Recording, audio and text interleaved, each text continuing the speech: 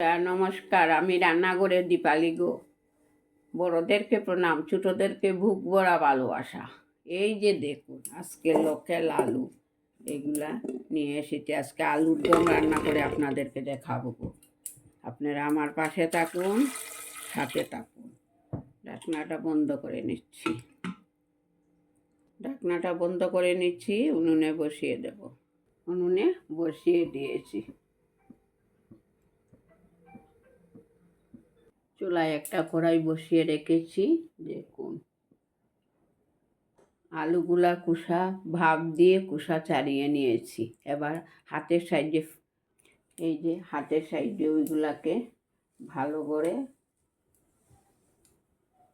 করতে হবে। এই যে ভালো করে মতিয়ে নিয়েছি। আলুগুলো কাটানো হয়ে গেছে।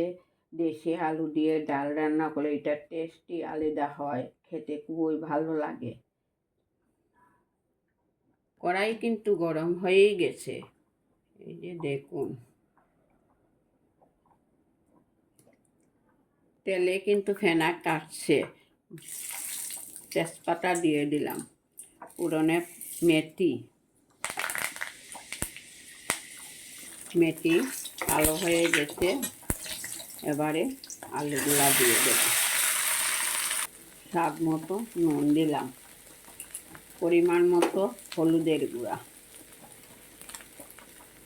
পরিমাণ মতো জিরার গুঁড়া, অল্প শুকনা লঙ্কার গুঁড়া দিব, কেননা আলুটা তো একটু অন্যরকম ঝালে ঝুলে করতে হয়, তাই শুকনা লঙ্কার গুঁড়া দিলাম। আলুর সঙ্গে ভাজার সময় দিয়ে দিলাম গরম মশলা। তেলটা একটু অন্যরকম আসছে, তার জন্য এবারে দিয়ে দিয়েছি কেটে রেখেছিলাম কাঁচা লঙ্কা দিয়ে একটা, তা দিয়ে দিচ্ছি। এবারে কুসুম গরম জল দিয়ে দিচ্ছি। ওই রেসিপিটাকে ডালও বলতে পারেন, আলুর ডাল বা আলুর দম। দেশি আলু হয়ে আসছে। এবার অল্প ধনিয়া পাতা দিয়ে দিচ্ছি। এদিনে সব কিছুতেই ধনিয়া পাতা বানায় ভালো।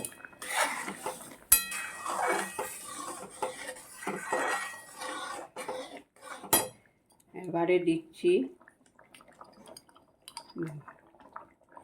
ঘি। নামিয়ে নেব, হয়ে গেছে আমার এই রেসিপিটা। আমার রেসিপিতে যদি আজ নতুন কোনো ফ্রেন্ড এসে থাকেন, তাহলে আমার ইউটিউব চ্যানেলটাকে সাবস্ক্রাইব করবেন, ফেসবুকটাকে ফলো করবেন, আমার সাথে থাকবেন। কেটে কেটে দেখবেন না, পুরো ভিডিওটা দেখবেন। নামিয়ে নেব। নামানোর জন্য একটা বল নিলাম। এই যে দেখুন, নামিয়ে নিয়েছি। এটাকে আপনারা ডালও বলতে পারেন, দমও বলতে পারেন। এই যে দেখুন,